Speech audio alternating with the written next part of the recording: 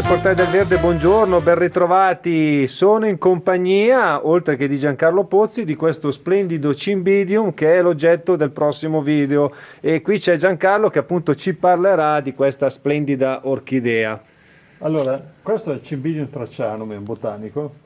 Oggi i Cymbidium sono diventati delle orchidee poco diffuse.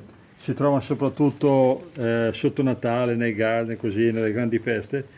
Una volta era l'orchidea più coltivata, si coltivava per fiore reciso, io ne coltivavo un sacco. Quegli ibridi a fiore grande, si dividono in due gruppi, quelli a fiore grande e quelli a fiore piccolo.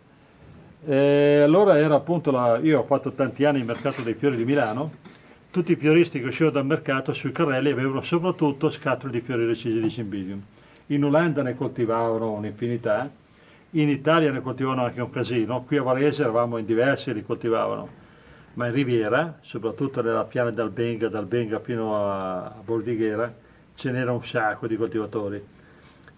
C'era dei grandi coltivatori che coltivavano solo Cymbidium, ma poi c'era chi coltivava, non so, i grisantemi Cymbidium, i ciclamini Cymbidium, i basilico Cymbidium, tutti coltivavano Cymbidium, perché poi li portavano al mercato e si vendeva, era l'orchidea più venduta.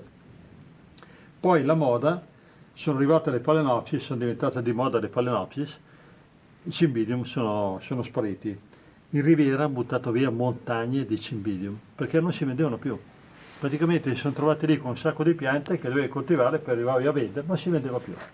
Fiore reciso di Cymbidium di colpo è sparito. Sono rivenuti di moda le Phalaenopsis e le Cymbidium sono andati E adesso com'è questa pianta? Il mercato di questa no, pianta? dei recisi è praticamente inesistente, si vende un po' di piante fiorite soprattutto sulle feste, Natale, San Valentino, la festa della mamma, hanno addirittura soprattutto invernale.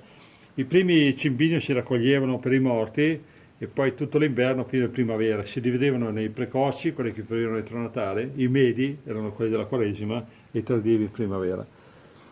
Ho un collega belga che ogni tanto viene a fare delle mostre in Italia, che lui coltivava anche lui Cymbidium e mi ha detto che quando a un certo punto non si coltivava più, arrivati in primavera, quando ha finito la fioritura, hanno buttato via tutti i Cymbidium, che cosa li teniamo qua a fare, non si vendono più, e dietro le serre hanno fatto una montagna di Cymbidium, buttati via tutti.